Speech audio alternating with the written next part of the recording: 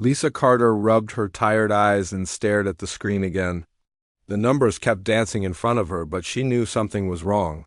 For 3 days now, the Deep Space Monitoring Station had been picking up strange signals from beyond the galaxy.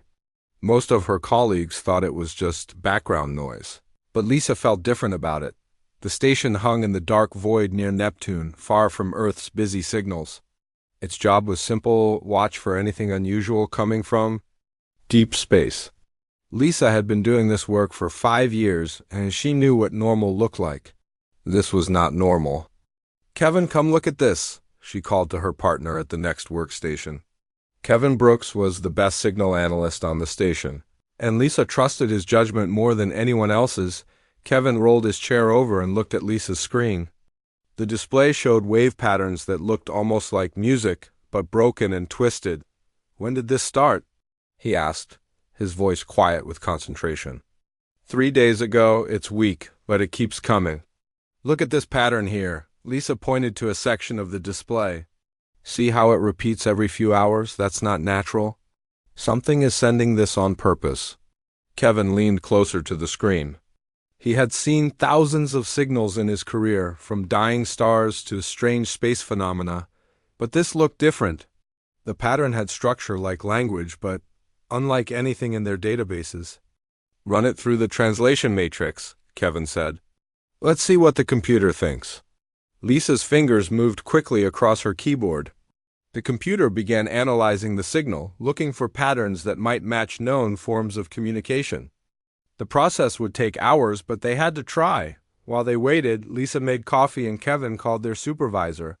Commander Bill Hayes was a former Navy officer who ran the monitoring station with military precision. He didn't like mysteries, especially ones that came from unknown sources. "What do you have for me?" Commander Hayes asked as he entered the communications room. His gray hair was perfectly combed, and his uniform was spotless even at 2 in the morning. "Unknown signal from beyond the galaxy," Lisa explained. "It's artificial, we're sure of that. The computer is trying to decode it now." Commander Hayes frowned. In his 20 years running the station, they had never received a signal from outside their own galaxy. The implications were staggering. "How long until we know what it says?" "Could be hours, could be days," Kevin replied. "The signal is badly damaged. It's traveled a very long way to reach us." The commander nodded slowly. "Keep working on it. And keep this quiet until we know what we're dealing with. The last thing we need is panic over what might be nothing." For the next 2 days, Lisa and Kevin worked almost without rest. They took turns sleeping on the break room couch while the computer slowly picked apart the strange signal. Other station personnel brought them food and coffee, but everyone knew something important was happening. On the 3rd day, the computer finally produced results. Lisa stared at the translation, reading it 3 times before she believed what she was seeing. Her hands shook as she printed the document. "Kevin, you need to see this," she whispered. Kevin looked at the paper and his face went pale. The message was broken and incomplete, but clear enough to understand. It was a cry for help from beings calling themselves the Zilani Republic. They were being destroyed by an enemy called the Korath Empire, and they were asking for help from anyone who might receive their signal. The message described terrible things. Whole planets burning. Millions of gentle beings killed for no reason except that they were weak. The Zilani had heard old Earth broadcasts years ago and hoped that humans might help them. "We have to tell the commander," Kevin said, but his voice was barely a whisper. Lisa nodded, but she couldn't speak. The weight of what they had discovered was crushing. Somewhere in another galaxy, an entire civilization was dying, and they were asking Earth for help. Commander Hayes read the translation twice before speaking. "Are you certain this is real?" "As certain as we can be," Lisa replied. "The signal structure is consistent with intelligent communication. Someone sent this message hoping we would receive it." The commander sat down heavily in his chair. He had spent his career watching for threats to Earth, but he had never imagined receiving a plea for help from another galaxy. "I need to contact Luna Command immediately. This is far beyond our authority." Within hours, the message was on its way to Admiral Helen Rodriguez at Luna Command. The Admiral was known throughout the solar system as a brilliant strategist and a woman of strong moral convictions. If anyone could decide what humanity should do with this information, it would be her. Lisa and Kevin remained at their stations, continuing to monitor the signal. More fragments came through, each one more desperate than the last. The Zilani were losing their war, and they knew it. Their homeworld was under siege, and their people were fleeing to the outer systems. Do you think we'll help them? Kevin asked during a quiet moment. Lisa looked out the window at the distant stars. Somewhere out there, people were suffering and dying, and they had asked humans for help. She thought about Earth's history, about all the times people had fought to protect those who couldn't protect themselves. I hope so, she said. If we don't, who will? The signal continued to broadcast into the void, carrying its message of desperation across the vast emptiness between galaxies. The Zilani Republic was dying, but they had not given up hope. They believed that somewhere among the stars there were people who would care enough to help. On the monitoring station near Neptune, Lisa Carter and Kevin Brooks kept watch, knowing that they had just changed the course of human history. The age of Earth's isolation was ending, and what came next would test everything humanity believed about itself. The emergency session of the Terran Council began at dawn on Luna Base. President Marcus Webb called the meeting to order as representatives from every major Earth colony filled the chamber. The weight of the decision they faced pressed down on everyone present. Admiral Helen Rodriguez stood at the podium, her uniform crisp despite having worked through the night. She had reviewed the alien message dozens of times, and each reading made her more certain of what needed to be done. But she knew the Council would not make this choice easily. The signal is genuine, Admiral Rodriguez began. Our best scientists have confirmed it. The Zilani Republic is real and they are dying. They have asked us for help. Senator Claire Morrison raised her hand. She was known for her careful approach to foreign policy, always weighing costs and benefits. Admiral, we know nothing about these aliens. How can we trust their message? This could be a trap. Senator Morrison raises a valid point, President. Webb said, what evidence do we have that these Zilani are telling the truth about their situation?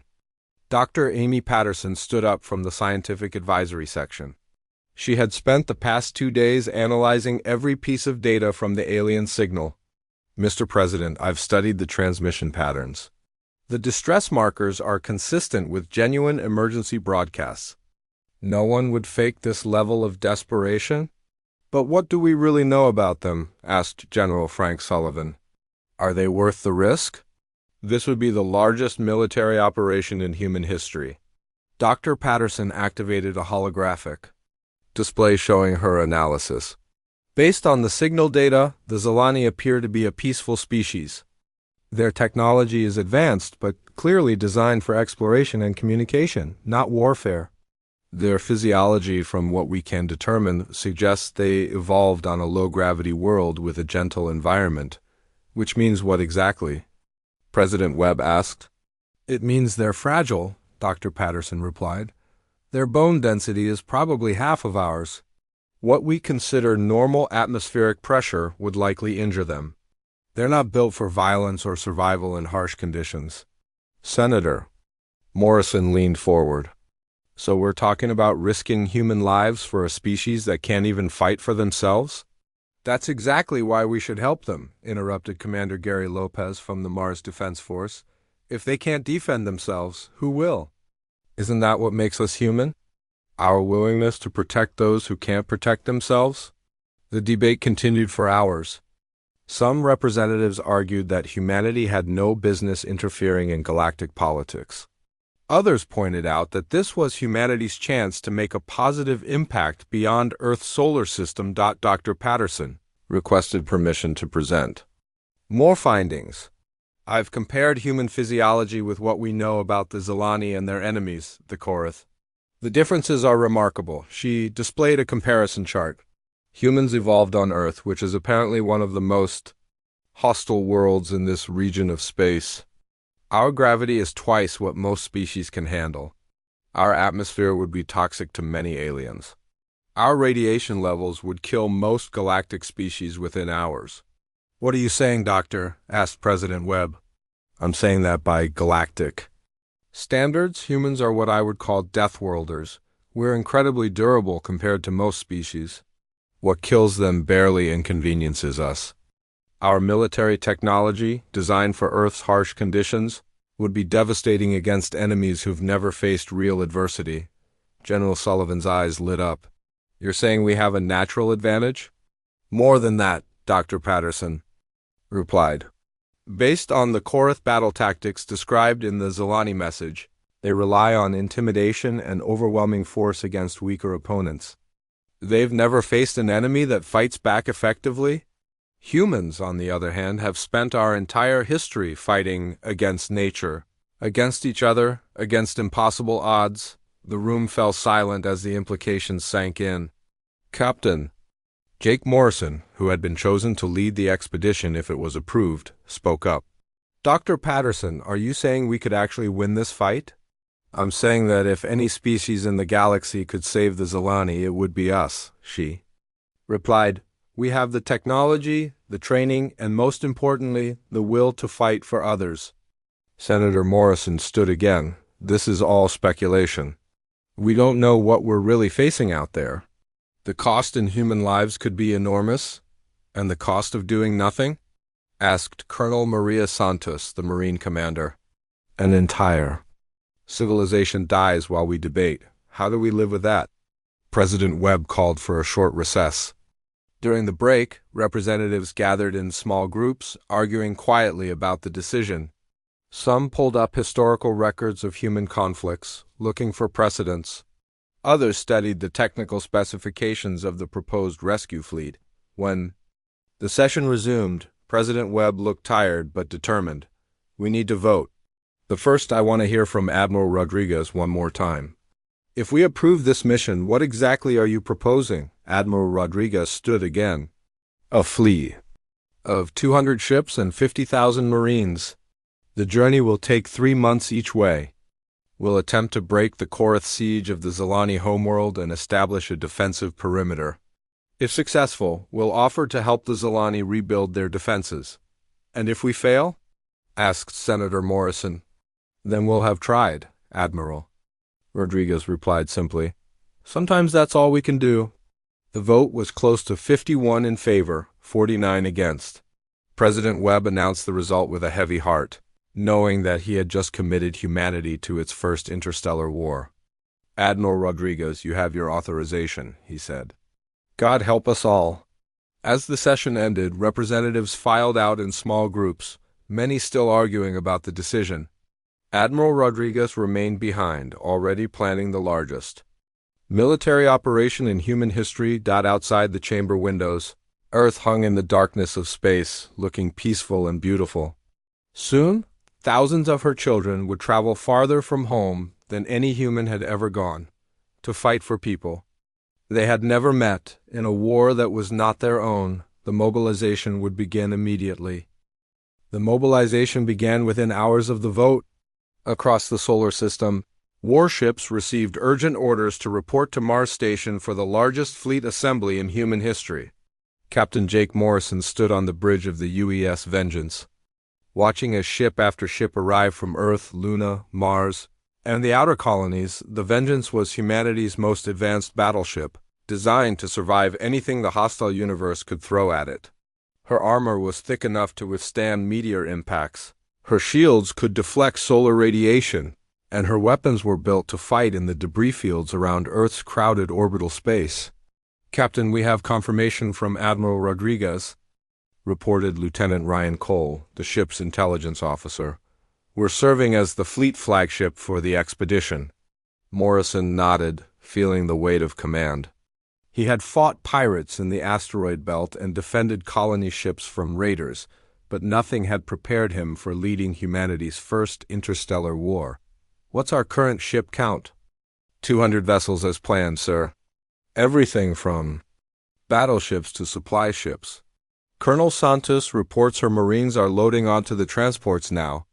Through the viewport, Morrison could see the Marine transports docking with the larger ships. 50,000 of humanity's finest soldiers were preparing for a journey that would take them farther from home than any human had ever traveled. They would fight for people they had never seen, on worlds they could barely imagine. Dr. Amy Patterson worked frantically in the science section, analyzing every piece of data about the Zilani and their enemies. Her small team had become the expedition's most important asset, trying to understand alien minds and alien technology with only fragments of information. The Korath seemed to follow a predictable pattern, Dr. Patterson explained to the senior staff during their first briefing. They surround the planet, bombard it until the population surrenders, then move in to strip resources and take prisoners. They've never faced real resistance. What about their technology? Asked Commander Paul Griffin, the expedition's chief diplomat. Are we better armed than they are? Different, not necessarily better, Dr. Patterson replied. Their weapons are designed for intimidation, lots of flashy energy beams and plasma. Fire, very effective against civilians and lightly armed opponents.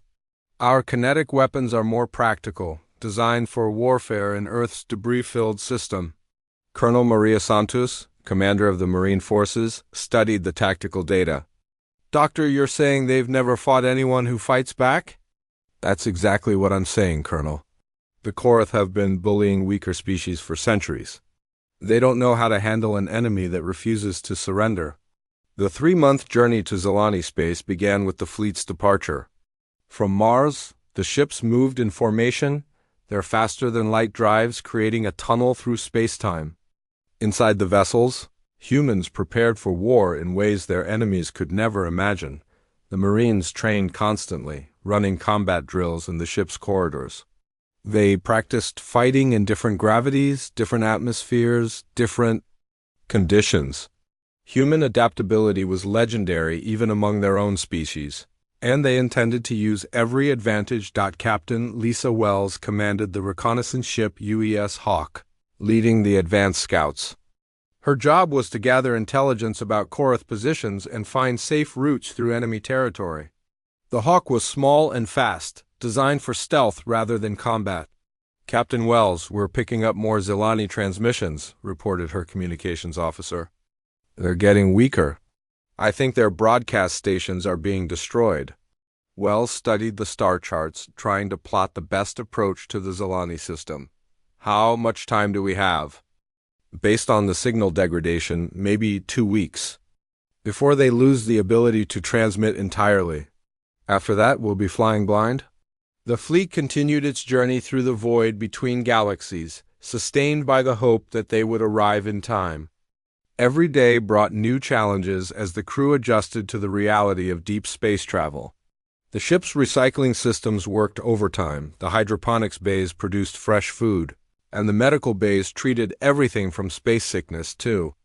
Training injuries. Dr. Rachel Green, the fleet's chief medical officer, found herself studying alien physiology in preparation for treating wounded allies. The Zilani appeared to be herbivores with delicate bone structures and sensitive respiratory systems. They're like children compared to us, she told her medical staff. We'll need to be extremely careful in our treatment protocols. As the fleet approached the halfway point of their journey, they began encountering the first signs of the conflict. Debris fields from destroyed ships drifted in the void, some clearly Zilani in origin. The wreckage told a story of one-sided battles and desperate flights from superior firepower. Look at this, Lieutenant Cole reported to Captain Morrison. These Zilani ships weren't even armed. They're pure transport vessels, probably carrying refugees. Morrison studied the debris through the ship's sensors. The destroyed vessels were elegant, curved designs that spoke of a peaceful culture. Their hulls were thin, designed for speed rather than protection. Against human military doctrine, they would be considered civilian craft. The Korath attacked refugee ships, Morrison said quietly. They're not just conquering territory. They're committing genocide. The news spread through the fleet quickly. Human soldiers had always fought hardest when defending the innocent, and the evidence of Korath brutality only strengthened their resolve. These aliens weren't just invaders. They were monsters who killed the helpless for pleasure, Commander Griffin worked with his diplomatic team to establish communication protocols with the Zilani. If they survived long enough to make contact, the humans would need to convince them quickly that help had arrived. Their language is based on musical tones, Griffin explained to the senior staff. Very complex, but our translation computers should be able to handle it. The challenge will be explaining who we are and why we're here. The journey continued, carrying humanity deeper into unknown space. Behind them, Earth was just a distant memory. Ahead lay a war that would determine the fate of an entire species. The Deathworlders were coming, and the galaxy would never be the same. The human fleet dropped out of faster-than-light travel at the edge of the Tarin system, and what they saw made every crew member's blood run cold. The Zilani homeworld burned in the distance, its blue-green surface scarred by massive explosions. Around the planet, dozens of Korath warships moved in slow circles, firing at anything that tried to escape. Captain Jake Morrison stood on the bridge of the UES Vengeance, watching the destruction through the main screen. How many enemy ships? Do we count? 47 Korath vessels, sir, reported Lieutenant Ryan Cole. They're spread out in a siege formation. Their attention is focused on the planet. And survivors? We're detecting Zilani ships trying to flee toward the outer system. The Korath are hunting them down one by one. Morrison felt anger building in his chest. The Korath were not just conquering the Zilani, they were enjoying it. Their ships moved lazily, taking their time to destroy each refugee vessel. It was cruelty for its own sake. Signal the fleet, Morrison ordered. All ships prepare for combat. We're going to show these animals what happens when they pick on someone who can't fight back. The Korath Warmaster Thrazak commanded the siege from his flagship, a massive vessel bristling with weapons. His species had conquered dozens of worlds, and each victory had been easier than the last. The galaxy was full of weak creatures who surrendered at the first sign of violence. Warmaster, our sensors are detecting new ships at the system's edge, reported his tactical officer. Unknown configuration. Thrazak looked at the display with mild interest. Probably more Zilani trying to mount a rescue. Destroy them. But as the unknown ships moved closer, Thrazak began to realize something was wrong. These vessels were different from anything he had seen before. They were angular and brutal-looking, with thick armor and heavy weapons. More importantly, there were hundreds of them. Warmaster, these ships are not Zilani, his officer said, his voice shaking. They're something else entirely. The first contact between humans and Korath came when Captain Lisa Wells led her scout ship UES Hawk into weapons range. The Korath opened fire immediately, their plasma beams lancing through space toward the small human vessel. Wells watched the energy weapons approach on her screen. All power to forward shields. Let's see what these things can do. The Korath plasma hit the Hawk's shields and scattered harmlessly. The energy weapons that could melt Zilani ships barely made the human shield generators work harder. Wells smiled grimly. Return fire. Show them what human weapons can do. The Hawk's railguns fired, sending solid metal projectiles at incredible speed toward the Korath ship. The enemy vessel's shields, designed to stop energy weapons, offered no protection against kinetic force. The projectiles punched through the Korath hull like it was paper. Direct hit, reported Wells' weapons officer. Enemy vessel is venting atmosphere. The battle began in earnest as the human fleet closed with the Korath siege force. Morrison led the charge in the Vengeance, her heavy guns blazing. The Korath ships tried to respond, but their weapons were almost useless against human defenses. Sir, their plasma weapons can't penetrate our armor, reported the tactical officer. Our ships were designed to survive in Earth's radiation belt. Their attacks are like throwing stones at a tank. Morrison nodded. Human ships had been built to operate in the most hostile environment in the known galaxy. The space around Earth, solar radiation, magnetic fields, and constant debris had forced human engineers to create vessels that could survive anything.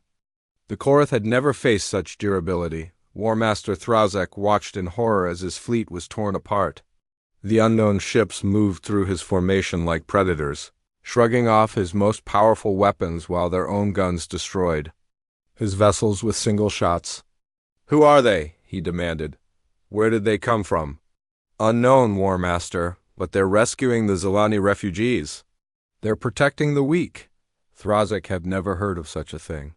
In his experience, the strong dominated the weak. It was the natural order of the universe. The idea that someone would fight to protect strangers was beyond his understanding. Colonel Maria Santos led the boarding parties against crippled Korath vessels. Her marines moved through the enemy ships like a force of nature, their armor, protecting them from the toxic atmosphere that filled the alien corridors. These passages are too narrow, complained Sergeant Bob Turner as he squeezed through a Korath doorway. These aliens are built like sticks. Makes them easier to break, replied Corporal Linda Hayes, kicking down a sealed door. The Korath crew beyond scattered in terror at the sight of the armored humans. The Korath warriors were larger than the Zelani, but they were still no match for human soldiers. They had evolved on a world with light gravity and gentle weather. Their bones were hollow, their muscles were weak, and their reflexes were slow. Against Marines from Earth's crushing gravity and poisonous atmosphere, they stood no chance. Commander Betty Wright led a squadron of human fighters in a desperate race to save a Zelani hospital ship. The massive vessel was loaded with wounded civilians, trying to escape the system while Korath fighters closed in for the kill. This is Commander Wright to Zelani vessel, she transmitted. We are human. We received your call for help. Stay calm and maintain course. We're coming to help. You. The Zelani response was filled with static and fear. Humans? We hoped you would come. Please, we have children aboard. They're hurt. Wright's fighters engaged the Korath interceptors, and the enemy pilots quickly learned the difference between hunting defenseless refugees and fighting trained human pilots. The Korath ships were fast but fragile. Human fighters were built like flying fortresses. Fox 2, Fox 2, Wright called as her missiles found their targets. 2 Korath fighters exploded in brilliant fireballs. Zelani vessel, you are clear. To proceed to the outer system, medical ships are standing by. The battle raged for hours, but the outcome was never in doubt. The Korath had never faced an enemy that fought back with such fury and skill. Their entire military doctrine was based on intimidating weaker opponents into surrender, but humans did not surrender. They did not break, they did not flee. They fought harder when cornered, and they never abandoned their allies. War Master Thrazek finally gave the order to retreat, but it was too late. Most of his fleet was already destroyed or disabled. The survivors limped away from the Tarin system, carrying news of the terrifying species that had appeared from nowhere to defend the weak. The humans had won their first battle, but the war was far from over. The final battle for the Tarin system began at dawn on the 4th day. War Master Thrazek had called for reinforcements from across the Korath Empire, and now over 100 enemy ships faced the human fleet. But Admiral Helen Rodriguez was ready for them. All ships, this is Admiral Rodriguez, she broadcast to the fleet. The Korath think numbers will save them. They're about to learn why that thinking is wrong. Show them what humans do when innocent people are threatened. The human fleet moved in perfect formation, each ship knowing its role in the coming battle.